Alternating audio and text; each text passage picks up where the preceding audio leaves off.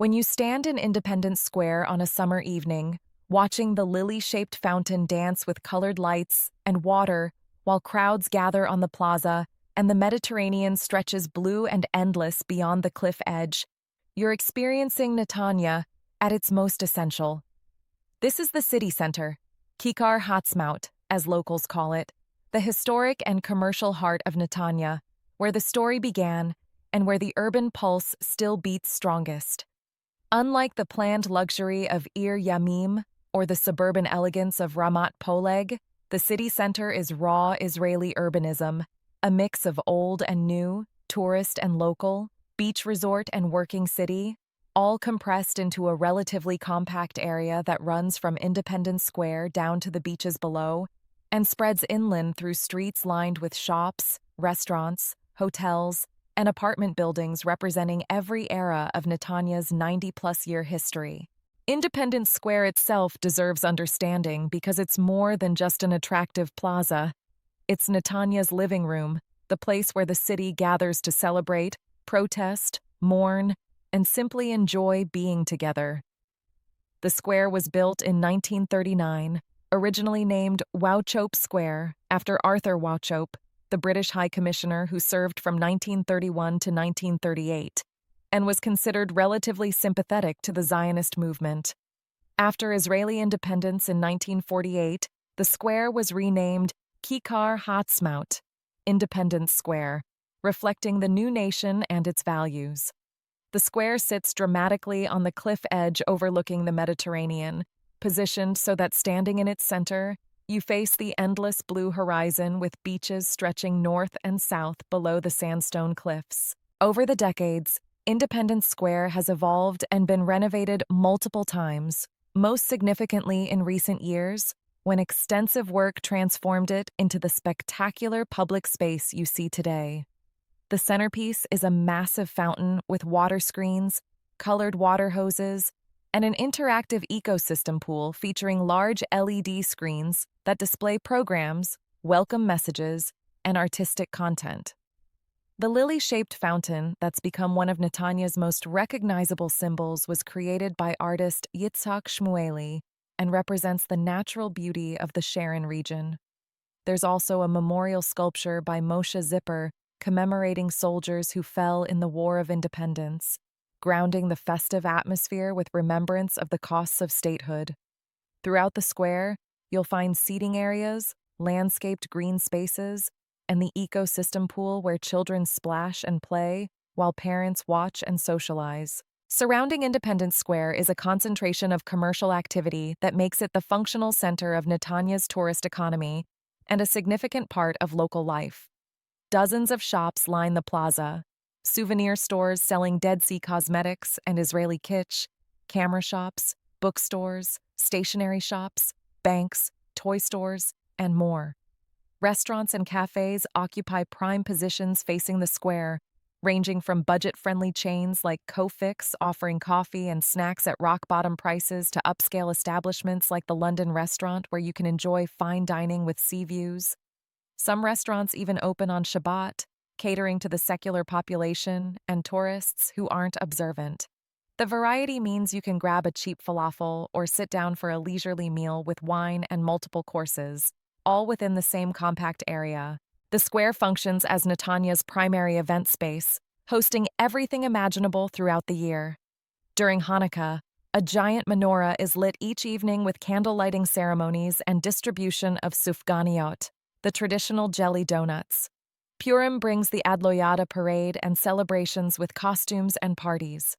Yom HaAtzmaut, Israeli Independence Day, sees massive gatherings with concerts, fireworks, and patriotic displays. During Sukkot, the intermediate days of the holiday, the municipality organizes activities for families, guitar concerts, exhibitions, science workshops, and cultural events.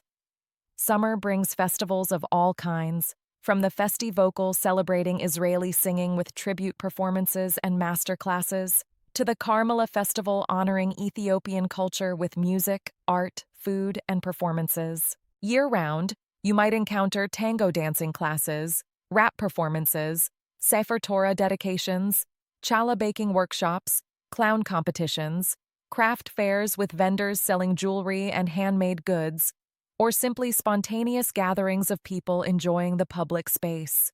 The giant LED screen in the square enhances this event culture, welcoming visitors in multiple languages, displaying programs and shows, and creating a sense that something is always happening, that the square is alive and dynamic, rather than merely decorative.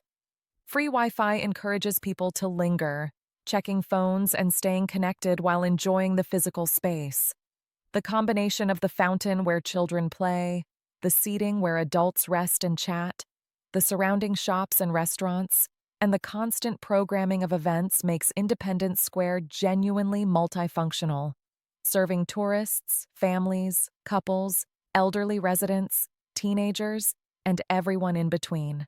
From Independence Square, accessing the beach requires navigating the dramatic cliffs that define Netanya's coastline.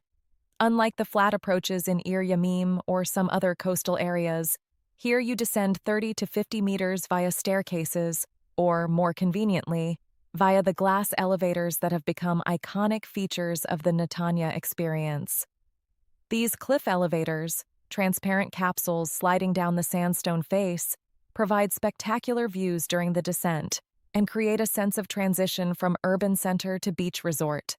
It's a unique feature that visitors consistently mention and that residents take for granted until showing the city to newcomers who find it remarkable. The main beach below Independence Square is Sirenit Beach, one of Netanya's busiest and most developed stretches of sand. This is where you find the full tourist infrastructure: restaurants right on the beach, equipment rental stands offering umbrellas and beach chairs, water sports operators providing various activities, and seasonal attractions like the beach library that lends books in multiple languages during summer months. Lifeguards maintain safety during designated swimming hours, showers and changing facilities serve bathers, and the atmosphere is lively and crowded, especially on weekends and holidays. For people who prefer busy social beach experiences with all amenities immediately available, Sirenit Beach delivers exactly that. For those seeking quieter, less developed beaches, Netanya offers plenty of alternatives north and south of the center. The promenade, the Tailet, runs along the clifftop extending both north and south from Independence Square for nearly 10 kilometers total, creating one of Israel's most impressive coastal walking paths. This isn't a narrow sidewalk, but a wide, beautifully developed boulevard with multiple lanes, pedestrian walkways, dedicated bicycle paths, fitness stations with outdoor exercise equipment, children's playgrounds, numerous benches and seating areas with sea views, and regular landscaping with trees, flowers, and decorative elements. The promenade serves as Netanya's primary public recreation space, where locals jog in the mornings, families walk in the evenings, couples watch sunsets, cyclists commute or exercise, and tourists stroll while taking in the Mediterranean vistas. The combination of the clifftop elevation and the endless sea horizon creates views that never become boring, changing with weather, time of day, and season. The residential character of the city center area reflects Netanya's history and evolution. You'll find older apartment buildings from the 1950s and 60s, often 4 to 6 stories without elevators, housing longtime residents and providing relatively affordable rental options. Mixed among these are newer luxury towers, modern high-rises with all contemporary amenities, targeting wealthier buyers who want the urban energy and beach access of the center. This creates a genuinely mixed neighborhood economically and demographically. Young professionals might rent older apartments while saving to buy. Retirees who've lived in the area for decades occupy rent-controlled apartments in buildings that could be demolished and rebuilt under urban renewal programs. Wealthy new residents enjoy penthouse views from brand-new towers. Tourists stay in the numerous hotels that cluster near the square and promenade. The hotel presence is significant in shaping the city center's character. Netanya has approximately 19 hotels with over 1,400 rooms total, and many concentrate in the central area near Independence Square. You have small boutique hotels like the Kikar Hotel, Situated right on the square itself, with 27 comfortable rooms and rooftop terraces offering plaza and sea views. Larger establishments like the Leonardo Plaza Hotel provide full resort amenities, rooftop pools, gyms, business centers, conference facilities, and multiple dining options. These hotels bring tourists year-round, creating constant foot traffic, supporting restaurants and shops, and giving the area a perpetually bustling vacation resort atmosphere, even when locals are at work and school. The commercial activity extends well beyond the immediate square area, spreading through streets like Herzl Street, the main thoroughfare, and the surrounding blocks.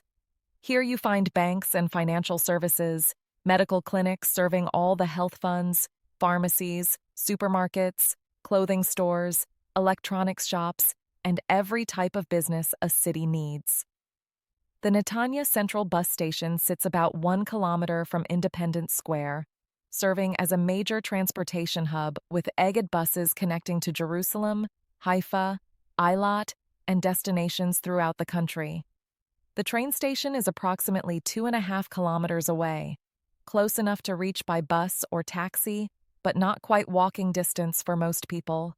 This transportation accessibility makes the city center functional for people who don't own cars or prefer public transit.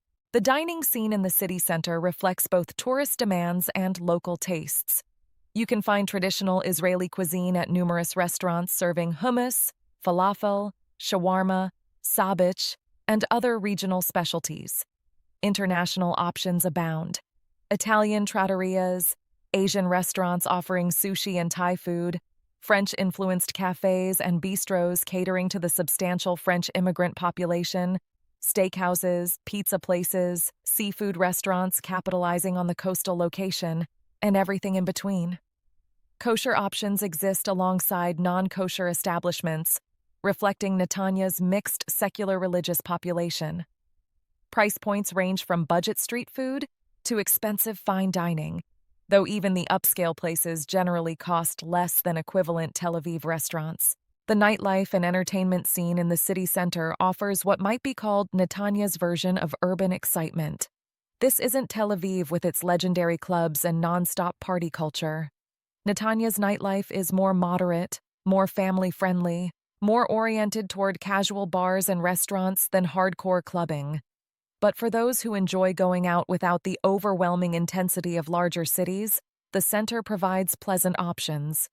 Beachside bars operate along the promenade and down at beach level, offering drinks, light meals, and often live music or DJ sets in relaxed outdoor settings. Some transform into livelier scenes as nights progress, particularly during summer. The bars around Independence Square cater to various crowds: locals meeting friends, tourists exploring the city, couples on dates, groups celebrating occasions. Cultural attractions in and around the city center add depth beyond pure tourism and beach activities. The Well House Museum, located in a historic building dating from 1928, documents Netanya's early history, showing how this coastal city grew from a small agricultural settlement into a major urban center. The museum's exhibits trace the founding, the waves of immigration, the development of industry and infrastructure, and the transformation into the resort and residential city you see today. Other museums include the Tribes of Israel Pearl Museum of Yemenite Jewish Heritage, the Shlomo Dror Art Institute, and the Diamamon Diamond Museum, reflecting Netanya's historical connection to the diamond industry.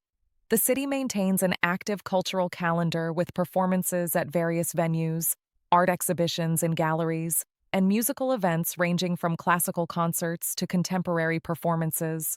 For English-speaking immigrants considering the city center, the proposition differs significantly from what you'd find in the planned residential neighborhoods. You're choosing urban living with all its complexity, rather than suburban tranquility or luxury development.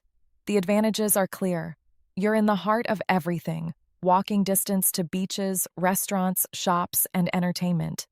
You have access to excellent public transportation without needing a car for daily life. You're experiencing authentic Israeli urban culture rather than living in an immigrant bubble. The energy and constant activity can be exciting, making you feel connected to the city's pulse. Rental prices tend to be more variable than in newer areas, with some affordable options in older buildings alongside expensive apartments in luxury towers. The disadvantages are equally clear and should be considered honestly. The area can be noisy, with street traffic, restaurant activity, events in the square, and general urban commotion creating sound levels that bother light sleepers or people seeking peace and quiet. Parking is challenging and expensive, with many older buildings offering no parking at all and street parking nearly impossible during busy times. The older housing stock means some buildings lack elevators, have outdated plumbing and electrical systems, and require more maintenance than newer construction. The tourist presence, while economically beneficial for the city, creates crowds and congestion that can be overwhelming, particularly during summer and holidays.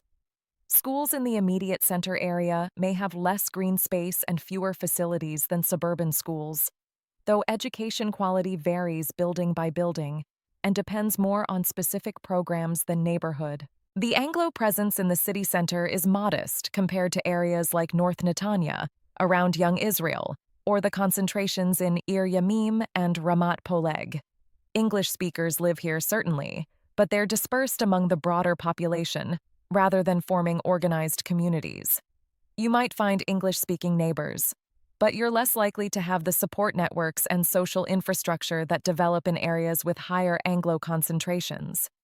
This means more rapid Hebrew learning by necessity, faster integration into broader Israeli society, and potentially more isolation for newcomers who struggle with language and cultural adjustment. For some immigrants, particularly younger individuals, or those specifically seeking immersion, this is positive. For others, especially families with children or retirees wanting community, the lack of organized Anglo infrastructure might be a deal breaker. Real estate prices in the city center vary dramatically based on specific location, building age and condition, floor level, view, and renovation status. An older apartment in a walk-up building a few blocks from the square might be relatively affordable, perhaps 1.5 to 2 million shekels for 3 to 4 rooms, possibly less if the building and apartment need significant updating. A modern apartment in a new luxury tower right on the promenade with sea views could easily cost 3 to 5 million shekels or more. Rental prices show similar variation. You might find a basic older apartment for 4 to 6,000 shekels monthly, while a luxury rental in a premium building could demand 10 to 15,000 or higher. The key is matching your budget and priorities to available options, which requires careful searching and realistic expectations. The demographic mix in the city center reflects urban Israel generally. You have everyone. Young singles and couples rent apartments near the action. Families with children occupy both older buildings they've lived in for years and newer construction they've purchased. Retirees who've aged in place share buildings with young professionals just starting careers. Immigrants from dozens of countries create genuine diversity. Russian speakers from the former Soviet Union, French immigrants who've made Netanya their Israeli home, Ethiopians, Latin Americans, and yes, some English speakers from various countries. The secular-religious mix tilts somewhat more secular in the immediate center compared to some other neighborhoods, though religious families certainly live here too, and synagogues serve various streams of Judaism. Daily life in the city center follows urban rhythms quite different from suburban neighborhoods. Mornings see workers commuting via bus or train, students heading to schools, shop owners opening their businesses. The beach fills with people exercising or swimming before work. Midday brings lunch crowds to restaurants, tourists exploring the square and promenade, and a general buzz of activity. Afternoons might quiet slightly as people work or rest during hot hours, though the beaches remain active. Evenings transform the area as restaurants fill for dinner, bars open, events begin in the square, and the promenade becomes crowded with walkers and cyclists enjoying cooler temperatures and spectacular sunsets. Late nights, especially weekends and summer, maintain energy with bars and cafes serving customers until late hours. For families with children, the city center presents specific considerations. The proximity to beaches is wonderful for children who can grow up swimming and playing in the Mediterranean. The numerous events and activities in Independence Square provide constant entertainment and cultural exposure. Walking to shops and restaurants teaches independence and urban navigation skills. However, the lack of large parks immediately nearby means children often need to be taken to green spaces rather than walking to neighborhood playgrounds. Traffic and crowds require careful supervision of young children. School options depend on specific locations, and families should research carefully which schools serve their building and what programs are available. The urban environment might feel cramped compared to suburbs, though many families find the trade-offs worthwhile for the location and lifestyle. The seasonal character of the city center is pronounced because of the tourist economy. Summer transforms the area into a resort town atmosphere, with hotels full, beaches packed, restaurants bustling, and events happening constantly. The energy is high, but so are crowds and noise. Fall and spring offer perhaps the most pleasant conditions. Still warm enough for beach enjoyment, fewer tourists creating more space, and ideal weather for outdoor activities. Winter sees reduced activity as tourism drops and beach use declines, though the area never becomes dead because locals continue using restaurants, shops, and cultural venues. Holiday periods like Passover, Sukkot, and summer vacation weeks bring surges of domestic tourism as Israelis vacation in Netanya. The future of the city center involves ongoing tension between preservation and development. Some older buildings near the square and promenade sit on extremely valuable land, creating pressure for demolition and replacement with high-rise luxury projects. Urban renewal programs could transform sections of the area, replacing outdated housing with modern construction while displacing long-term residents who can't afford new prices. Balancing development benefits against social costs and character preservation challenges municipal planners and generates community debate. Most observers expect gradual gentrification as central Netanya becomes increasingly valuable, though the pace and scope remain uncertain. The investment perspective on city center properties depends entirely on specific assets and buyer goals. Premium locations near the square and promenade, especially newer construction with sea views, should maintain value well and could appreciate significantly if Netanya continues growing and developing. These properties attract both owner-occupiers and investors seeking vacation rental income from tourists. Older buildings in less prime locations represent different calculations. They might offer affordable entry points, but require renovation investment and face uncertain futures if targeted for urban renewal. Some investors specifically seek buildings likely to be demolished and rebuilt, betting on substantial payouts when developers acquire entire structures. Others prefer stable rental income from existing properties serving middle-market tenants. For specific types of people, the city center makes excellent sense. Young professionals who work in Tel Aviv but want beach access at lower costs than Tel Aviv rents can commute via train while enjoying urban amenities and nightlife locally. Singles and couples without children who prioritize location and walkability over space and quiet find the area perfect for their lifestyle stage. Retirees who want to be in the middle of everything, who enjoy people watching and cultural events, who don't want to depend on cars, can thrive in the center's stimulating environment. Investors seeking vacation rental income from tourists benefit from the hotel zone location and beach proximity.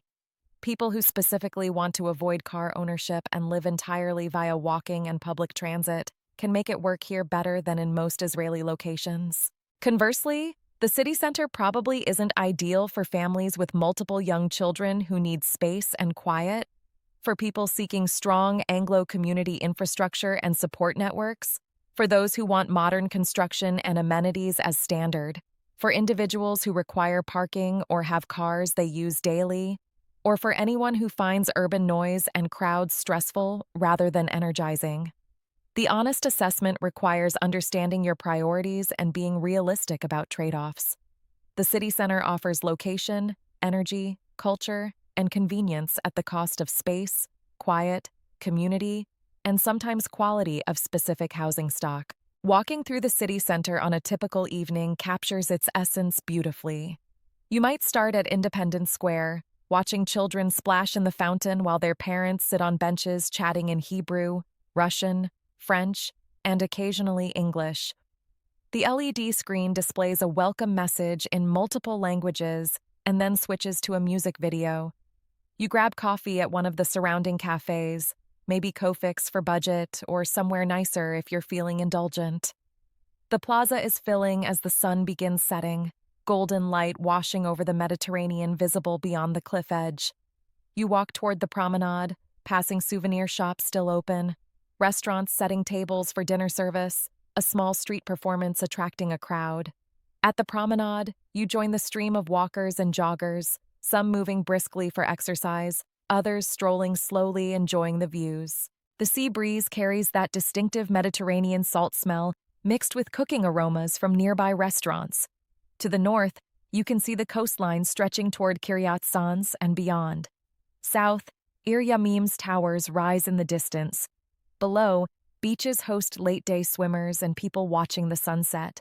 It's not quiet, it's not pristine, it's not exclusive, but it's alive, it's beautiful in its own way, and it's undeniably, authentically Netanya. The city center represents Netanya's original identity and its ongoing evolution. This is where Nathan Strauss's vision of a coastal city began, where immigrants from Libya and elsewhere built lives after arriving in the new state, where the diamond industry once provided employment, where tourism developed into a major economic force, and where today's residents negotiate between preserving history and embracing development. It's messier than planned neighborhoods, more complex than luxury developments, more challenging than suburban quiet. But for those who choose it, either for the short term as they establish themselves in Israel, or for the long haul because it suits their personalities and preferences, the city center offers something increasingly rare in modern development: genuine urban life with all its contradictions, complications, and vitality.